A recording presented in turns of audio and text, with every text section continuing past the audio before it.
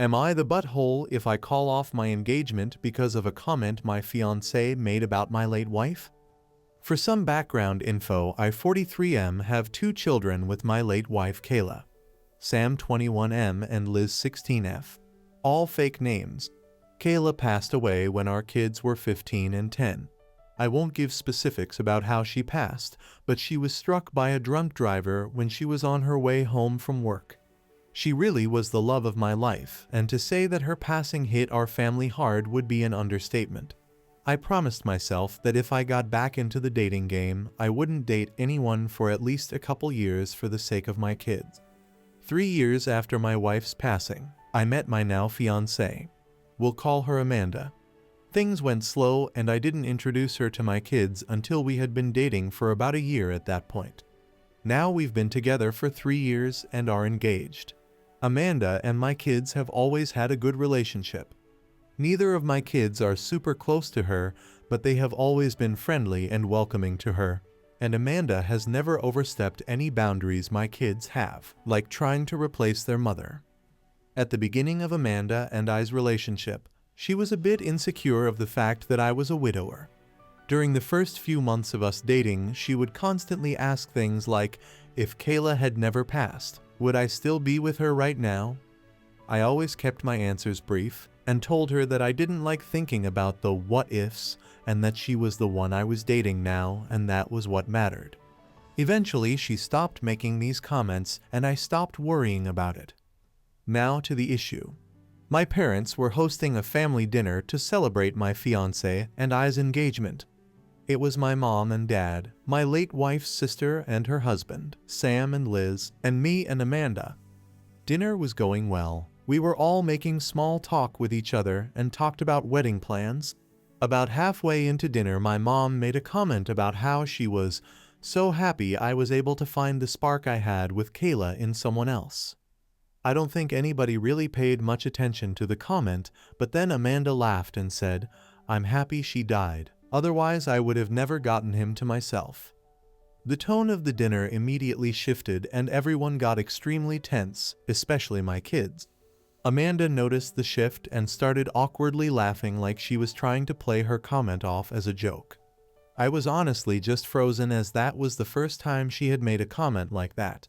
My kids looked disgusted and Liz got up and walked out to the car.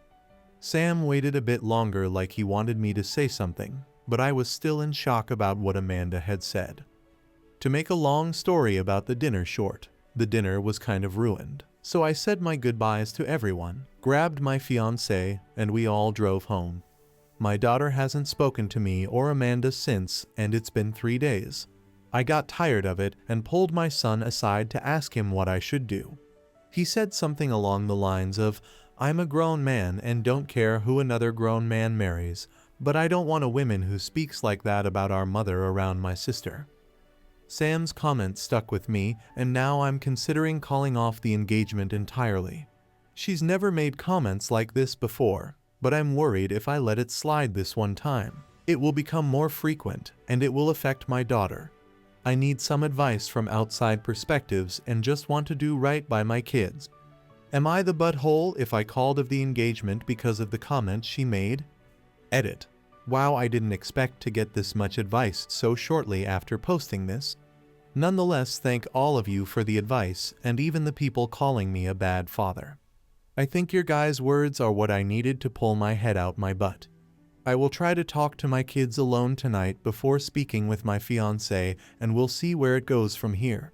I'm pretty sure my fiancé and I are over though. I'll update late tonight or tomorrow on how the talks with everyone goes. Thank all of you again for setting my head straight. Edit 2. I tried posting my update on here, but this post wouldn't allow it. I've made a separate post for the update for those interested. Update. This is an update post for those who have read my initial post asking for advice. Update. I promised I would update everyone after I had talked to my kids, so here is the update. It's kind of long, so I hope that doesn't go against the rules of this community. I'm also going to use this update as a way to clarify some of the questions people were asking in the comments. Did my fiancé apologize to anyone at the dinner party? No, she didn't. I honestly don't think it even registered or has registered to her that what she said was wrong. Does Fiancé have social anxiety? Not to my knowledge, no. In all the time I've known her, she's never shown any signs of social anxiety and doesn't have a history of it. How old was my late wife? She was 37 when she passed, and we were the same age. Amanda is 41. A lot of people were asking for clarification on the time frame of her passing, and when my fiancé and I met. At this point in time, Kayla has been gone for about 6 years, and I met Amanda roughly 3 years after Kayla's passing. I didn't mention either of their ages as I didn't believe it was important because we're so close in age, but I understand why a lot of you guys would want to know. Now that I've clarified the things I was most asked about in the comments, we can get into the update. While I'm writing this update, it's the day after I talked to my kids.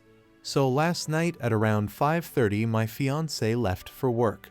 She works nights most days of the week, so I was able to call my son and ask if he could come over so I can talk to him and his sister. He goes to our local college and lives in an apartment near his school. When he started college, he wanted to move out, but also wanted to stay close to us, so he settled on an apartment a few blocks away from the college. He came over and I called him and his sister into the living room to talk with the both of them. When they were both seated, I told them point blank that I didn't think the wedding was happening anymore, and that the comment she made was unacceptable. I then, by the advice of the comments, apologized to them. I told them I was sorry for not saying anything for so long and letting the tension thicken in our home. I told my daughter that I understood why she hasn't spoken to me and that I was sorry for allowing her to think that I was even remotely okay with what she said. I felt pretty spineless after we had gotten back from dinner that night, so I wanted to do everything in my power to make it right with my kids during the conversation. My daughter told me that she felt disgusted at the comment Amanda made, and even more so when I didn't defend her mother. She then told me that the past 2 years that she's known Amanda, she felt like she's been gradually trying to push her and Sam away from me. One of the examples Liz gave was when my son moved out. He moved out when he was about to start his sophomore year of college, and when he mentioned the idea of moving out, Amanda was the one who took that and ran with it. According to Liz, Amanda was the one encouraging Sam the most to move out. To be clear, I was never against Sam moving out, but I was clear to him he was welcome to live at home for his college years, and even after until he found where he wanted to be. I asked Sam if he felt pushed out by Amanda, and if that's why he moved out. He said he hadn't felt pushed out before he told everyone he wanted to move, but after he put it out there, my fiancé kept pushing for him to move out. Liz cut in and said that every time she brings up college, Amanda keeps encouraging her to go out of state. Liz doesn't plan on going out of state, and she's been open about wanting to go to the college Sam is attending right now. Liz said she feels like Amanda is waiting till she graduates high school and goes to college so she can move out. A lot of the comments were right about the subtle comments eventually turning into Amanda wanting my kids pushed away from me. Liz said that she was scared that by the time I eventually noticed the way Amanda was acting, too big of a wedge would have already been driven between me and them. I told my kids that I'm sorry it's taken me this long to notice, and that I was also sorry they've been walking on eggshells for so long. I hugged my kids and told them no matter what, they are my top priority, not Amanda or anybody else. A lot of comments pointed out that even though my son is grown, he still needs his father, and I made sure to let my son know that I will always be there for him and his sister even when they are well grown. The entire conversation lasted about 2 hours. We covered a lot of the bases we wanted to, and it got emotional on all sides. In short, Amanda and I are done. I've made it a point to tell my kids that none of this situation is their fault, and that Amanda is the grown woman who said what she said. My kids and I are okay right now, but they aren't 100% with me and probably won't be for a while. I'm completely fine with that and just want my kids comfortable in their own home. Amanda has tomorrow off from work, so I plan on talking to her tomorrow. I also plan on calling my mother to ask her why she thought it was okay to even bring up Kayla at the dinner. I don't want my daughter here when it all goes down, so she's staying tonight and tomorrow night with Sam. So that's where I'm at right now. Not super happy about the outcome of me and Amanda, but would rather have my kids happy and healthy than have a wife. Again, thank you everyone for the advice and the harsh words. I'll update after I call it off with Amanda. Thank you everyone. Edit. I posted the new update you guys have been waiting for. It's been a long day, but I still want to keep everyone posted on the situation, as you guys have been incredible in helping me through my situation. So it only feels fair to give you guys the update you've been waiting for. Update 2. Okay, everyone, here's the update you guys were waiting for. Again, this is a long post, even longer than the last update, and I suggest reading my previous posts if you haven't for the context of this situation. So where we last left off is my kids and I talked, made up, and my daughter is staying with her brother so she doesn't get caught up in what was about to happen with my now ex-fiancé. Before the hard part of the day breaking it off with Amanda, I made a call to my mom to let her know of the situation. A lot of the comments told me to not bash my mom for the comment she made. Now thinking back on the situation with a clear mind, the comment my mother made towards Amanda was most definitely a compliment towards her, and that was confirmed in the call I had with her. My mother, bless her heart, felt extremely guilty for the entire situation. She fully believed the situation all stemmed from her one comment. I assured her that none of the situation was her fault and that I've never blamed her one bit for any of this. We talked a bit more before I let her go. The call ended at about 9:15 am, and I was left waiting for Amanda to wake up. She woke up at around 10:30 am, and I didn't want to ambush her straight after she woke up, so I waited until about 11:10 am to sit her down and talk. A lot of people in the comments suggested to secretly video the whole thing. I thought that was extremely smart, so I had my phone set to record in my back pocket the entire time. I didn't think she'd try to do anything drastic, but I would rather be safe than sorry. The talk with her went about as well as anyone could imagine, so not at all. I told her I needed to talk with her, that it was serious, and we sat in the living room. When we were seated, I began unloading at her about the comment she made about Kayla at my parents' house, how it made my kids feel, how it made me feel, her lack of an apology of any sort of acknowledgement to what she said, and so on. I told her I expect her to give an apology to my parents, my in-laws, and most importantly, my kids.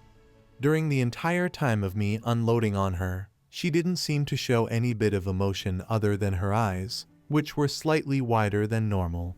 After I spoke my truth, she straight up asked, "So if I apologize to everyone, we'll go back to normal?" I told her point blank, no. I told her that the comment she made at dinner was not the extent of my problems with her. I then told her that I know she heavily pressured Sam to move out when he wasn't even sure if he wanted to at that point in time, and that I also know she is now trying to do the same with Liz. I did my absolute best to leave my kids out of the situation, but told Amanda that the way my kids described her treatment towards them was the main reason I don't see a future with her anymore. Amanda was stone-faced up until I told her we were done. I think that's when the panic set in for her. She kept saying that she'll apologize to everyone, that she'll make it right with my kids, act. I told her that if she apologizes, I will certainly appreciate it, but we were still done either way. She was full-on crying at this point and asked me, why wasn't I willing to try and fix our relationship? And I told her that even though I loved her, and I will be honest, I still love her very much, I was not willing to take another chance of my kids being hurt against the way they were. I was frustrated and shot back at her asking her why she was trying to push my kids out of their own home, and I got back an answer I was not at all expecting. I was completely shocked at her response, but a lot of you guys won't be. A lot of commenters actually hit the nail right on the head with what Amanda was truly like. Amanda responded with, "Well, I didn't know you expected me to house somebody else's kids for the rest of my life." I immediately saw red, and after about a minute I told her get out. I told her that my kids can go wherever they damn please, especially in the house that I own and pay for. She tried to retaliate, but in the end ended up pack a few bags and going to stay with one her friends. I emailed a copy of the phone recording to myself. The talk only lasted about 25 minutes, not nearly as long as the talk I had with my kids, so if anything ends up coming of the conversation, I have all I'd need to keep my name clear. I've texted my kids that Amanda is out of the house for good, that they are welcome to come home anytime, and let my son know that if he wants to, he is more than welcome to move back in completely. My daughter is coming back from her brother's place in the afternoon, and I still have phone calls to make to my parents and in-laws to apologize for this mess of a situation. Amanda is out of my house, but keeps blowing up my phone for us to try to work things out. I'll let her come by in the next few days so she can collect the rest of her stuff out of my house, but she is not welcome to live here again. I'll be honest and say that I am a bit devastated. Despite everything Amanda did, I still love her, and I probably won't stop loving her for a minute. But I'll be okay. Right now, I just want to focus on the family that needs me, and will use this situation as an excuse to bond more with my kids. Another big thank you to everyone who helped me in the comments. A lot of the advice you guys gave played a part in making things right with my family. I will update if anything else big or important happens, but as of now, I'm taking it one step at a time and making it right with my family. Update 3. Wow, I can't believe it's been almost a year since everything went down and my posts still have so much traction. I want to give a huge thank you to everyone who's been engaged in my story, and an even bigger thank you to those who shared their own stories and advice when I was between a rock and a hard place. Everything that happened honestly feels like a lifetime ago, which has reminded me that I'm getting older as I'm now 44 haha. Liz turned 17 a few months ago and Sam is about to be 22. Life has honestly been pretty peaceful since I broke things off with Amanda. I will give a quick recap to my last update from almost a year ago when I had the conversation with Amanda. She had stayed at her friend's place for about a week, and I took that time to take the advice of many comments and I packed up her stuff like clothes and other small items for her. She had a couple of bigger things like chairs and other decor, so I made sure those were the only things she was allowed to come in the house for. I got the locks changed per advice as well. I will say that a lot of you commenters thought of things that didn't even cross my mind, like the locks, and I'm thankful you guys are a bit more cognitive than me. Everything after that was pretty smooth and amicable, which did surprise me. She came by and picked up her things and gave me back the ring, which I didn't want back, but she gave it to me anyways, and we didn't talk much. It was calm, but that didn't last because a few weeks later, she was harassing my socials for another chance. I was pretty exhausted by her at that point, so I just blocked her and had my kids block her as well. A lot of commenters pointed out in my second update that I didn't love her. I loved who I thought she was, and that was spot on, and it had helped the process of me moving on go much more quickly.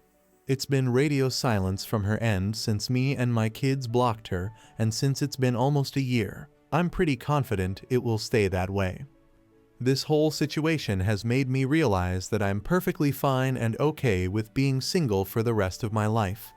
Maybe people will see that as sad, but I find it more as an acceptance thing.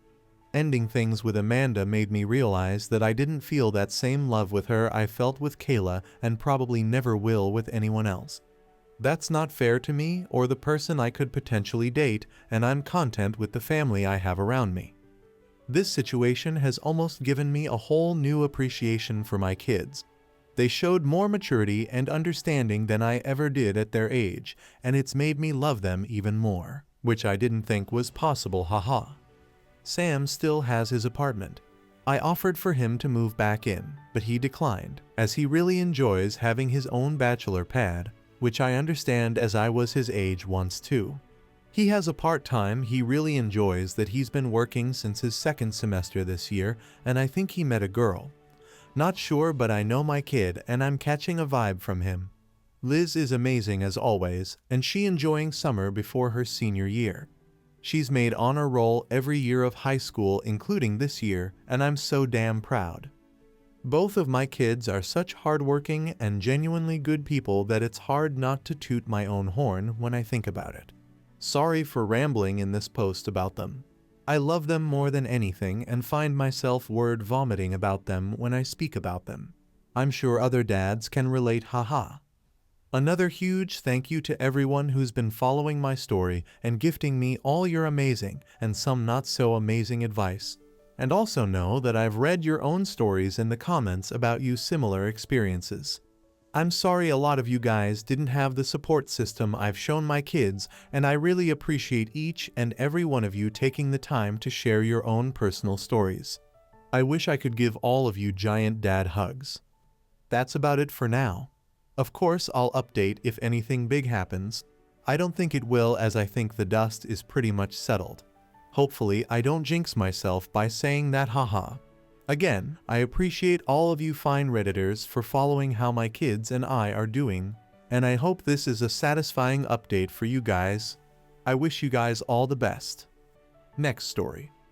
Am I the butthole for telling my sister it doesn't matter how anyone else feels about my wife's assistant's dog? My wife and I live in a different state to my family. However, we often travel back to my home state for special family occasions, birthdays and Xmas for example.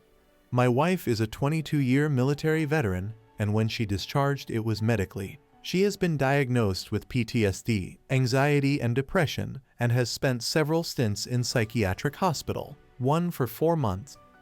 She was prescribed an assistant service dog who we have trained up under the supervision of a registered organization, and she will call her Daisy, is formally qualified and papered.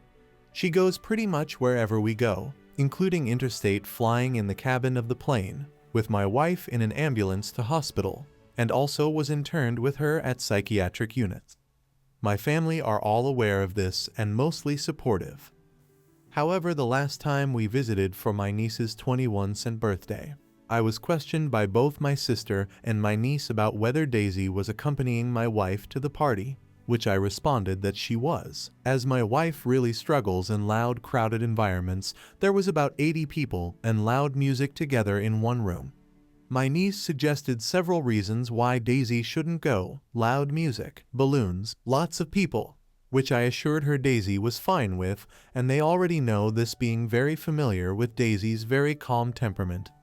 My sister then spoke to me after my niece and also said similar things, not outright saying, but heavily suggesting it would be better if Daisy didn't attend. I just said if my wife feels she needs her, she will be attending. Sometimes my wife has been able to do small things without her, but never big events like parties. Even shopping centers and restaurants, Daisy comes with her. Anyway, the party came and went. My wife had to take 4 Valium to cope, but managed to sit through the evening with Daisy by her side at her feet at a table. Other people throughout the evening went over to talk to her, and most didn't even notice Daisy was there. For myself, I'm used to my wife's conditions and knew that although she was struggling, she was coping and even enjoying talking to people at times. I danced the night away, periodically sitting down beside my wife and checking in. After the party was over, we had a few days at my sister's house where the topic of her son's impending wedding came up. Again, I was asked by my sister if my wife would be taking Daisy. I again said yes, more than likely for the same reasons as the 21. Lots of people, loud noises, crowded environment. Again, it was inferred that the event wouldn't be suitable for Daisy. The tables were really crowded, lots of people. Plus, my sister suggested that if my wife didn't have Daisy, she would be able to get up and dance. Before my wife had her breakdown, she was not a dancer, and now with her anxiety, there's no way she'd be comfortable out on a dance floor. I was so taken aback I didn't know how to respond. My wife heard my sister talking to me, and so she suggested she only go to the ceremony and skip the reception to avoid my sister getting stressed out about her dog. My sister snapped, "They're at the same venue." Then softened it with, "Of course we want you to come." Both my wife and I felt very uncomfortable and kept reassuring my sister Daisy would be fine, as she has been taught to sit under my wife's chair out of the way. It felt like the concerns raised weren't genuine concerns, but just a way to feel like Daisy was unwelcome. We flew back home not long after, and this is where I may be butthole. We woke up the next morning, and the first words out of my wife's mouth were maybe and should just stay home for the wedding and you go by yourself so I don't stress your sister out by taking Daisy. I felt so bad for her. It's taken such a long time for her to feel comfortable in going out in public, and Daisy has been instrumental in that. And now my family were making her feel like she wasn't welcome with her assistant's dog. I reassured her, but later in the day I rang my sister and told her what my wife had said, and that perhaps more care could be taken to make sure my wife wasn't left feeling that her conditions were not considered. I told her my wife had said perhaps she shouldn't go to avoid stressing her out, and my sister just said yes, and to which I replied that she had been prescribed a dog for a reason, and without her dog my wife would likely not go anywhere like she used to. My wife said well, she was better last time she was down. She didn't take her everywhere. I explained that mental health goes up and down. Last time she was doing a bit better, however, she'd just been sick and was put on medication that messed with her regular meds, and so was only just coming out of that. Also, I reminded my sister the last time we didn't really go out apart from to a restaurant, to which Daisy also came. I just feel like I'm constantly trying to prove my wife's medical conditions. Even her PTSD has been questioned, as my sister's words, she didn't go to Afghanistan. She even had her best friend question me about it. I'm tempted to tell them some of my wife's horror stories, but I just keep it general so they don't get secondhand trauma. My sister also said that she had to think about other people, and I said why? Does someone have a problem with Daisy attending? And she said her son, my nephew, and his future wife had spoken to her about it. I said well, I'll ring them then, which she hastily replied, no you can't, they spoke to me in confidence. I said I just don't understand what you are trying to achieve, and she said it's not just about you, I have to think of other people. I said well, you wouldn't be asking Nonna if she was bring her wheelie walker. And she said actually Nonna might be in a wheelchair, so I'll have to put her at the end of the table. To which I snapped and said yes, but you wouldn't tell her she's not allowed to bring her wheelchair. And she replied, I didn't say you couldn't bring Daisy. I said back that it was disingenuous to pretend that your questions aren't designed to make us feel like she shouldn't be coming. To which she replied that she couldn't handle this stress I was causing her, and she said goodbye and hung up. So am I the butthole for calling my sister out on all her questions regarding my wife's assistant's dog? Am I too sensitive like my sister said? Update. After reading the supportive comments from almost everyone, I ended up ringing my nephew. Firstly, a few clarifications. 1. I am a woman. It's a same-sex marriage, so I'm not her husband, but her wife. 2. Her Valium is only 2 milligrams. She took 4 that night, which is 8 milligrams, which means she was nowhere near whacked out of mind like some suggested. She has 5 milligrams tablets as well, but prefers to titrate the dose herself in 2 milligrams increments for precisely that reason. 3. Yes, I was up dancing the night away, and this does not make me a monster. We rarely go out, and when we do my wife loves seeing me enjoy myself and letting my hair down, as much of my life is in service to her and her conditions. She gets enjoyment from me having fun too. Plus, the dance floor was like 3 meters from where she was sitting, and I could see her watching me and smiling. 4. Please refrain from calling my sister nasty names. Yes, she is out of line here, but she and her kids are my only immediate family and are very important to me. Going NC would hurt me as much as her. Anyway, for the update, I rang my nephew and asked him if he and his bride had a problem with Daisy accompanying my wife to their wedding, as my sister was suggesting they did. I said that while my sister hadn't directly said Daisy couldn't go, it was being heavily implied that she wasn't welcome. My nephew seemed kind of confused initially and didn't really answer the question other than to say he hadn't really thought about it. I wondered then if he was being cagey, so I asked him for his total honesty, and he said that when he spoke to his mum, then he stopped and said, actually, Mum spoke to me. He also told her he hadn't thought about it. He then said he hadn't even asked his fiancé yet. I told him my anxiety was really high over this and I just needed to know how he felt. And he said, I guess I just assumed Daisy would be going with your wife, as they're kind of a package deal. I got quite emotional hearing this, and he told me not to worry, that everything must have been blown out of proportion, and so long as my wife was okay. He's always been a really caring kid, which is why I had my suspicions that my sister wasn't being totally honest. Anyway, we chatted some more. He told me to stop crying, otherwise he'd cry at work and all his mates would laugh at him, which made me laugh. He said he'd ring his mom, so I guess crap is going to hit the fan. I have several stress-related conditions because of what I've been through keeping my wife alive, so I really struggle these days with anxiety. I have Minoka and have had a heart attack in the past from stress takastubo. I've been having really bad chest pain from this and stomach upset, so although I was tempted to tell my nephew not to call his mom, I need a resolution one way or another. The limbo is too difficult to manage, so I guess there will be another update. OP adds additional info. Comment 1. Thank you so much for your considered reply and your service too.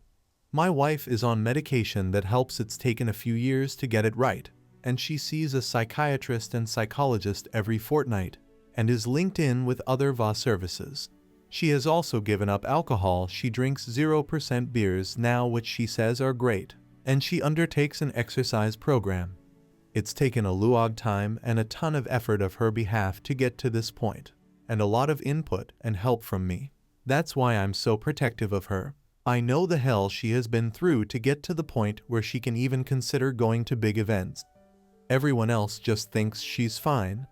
I still see her nightmares at night. Her sitting in the car willing the courage to get out with Daisy at the shops. Her anxiety rising in crowds. Her bad days in the privacy at home, etc., etc. You know the story. I've tried to encourage her to link up with other veterans, but she finds some people too triggering. And we've had a couple of instances where vets have been inappropriate because they are unwell. She may consider it again, but right now she keeps her bubble small. Thank you for your kind words. I'm not the perfect partner all the time, but I do give it 100% effort, that's for sure. She deserves it, and so do you. Comment 2. My wife has had a seizure in the past from PTSD nightmares, but it was only once. My sister knows she's been hospitalized. She's seen her not be able to get out of bed for days with migraines, but it seems when my wife is functioning better, that is all forgotten. My wife is very good at hiding her illnesses. 2 years of being in the military teaches you that. But I don't think it's specific to my wife. When I was in hospital with a perforated bowel, I felt that was minimized by my sister too. Unless it's happened to her, she seems to struggle to empathize at times, but is very caring sometimes too.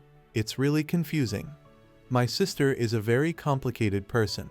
She has suffered the trauma of losing my mom, like I did, quite young, and her death was quite horrific. My sister has very bad anxiety, and I guess that's where the extreme need for control comes from too. I have control issues too, although not to the same degree, and I work really hard on letting go. My sister seems to be getting worse, but she won't recognize the problem and won't get help. And no one apart from me occasionally stands up to her. My niece tries too, but it doesn't go well at all. I hope you guys liked this video. If you did, make sure like, comment, share, and subscribe the channel James Stories.